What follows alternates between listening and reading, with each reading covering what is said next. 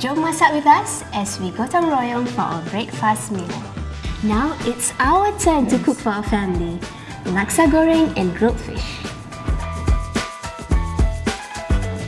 First, we clean and pat the fish dry, and then we marinated it. Right, Mak? Yes!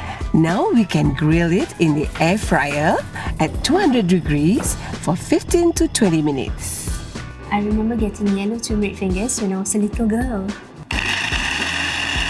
Okay, next, toss in the laksa noodles, sawi, more laksa leaves, and just a pinch of salt because We already have all the flavor from our spices.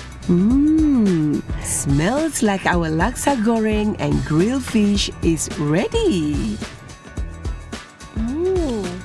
What are your family gotong royong traditions?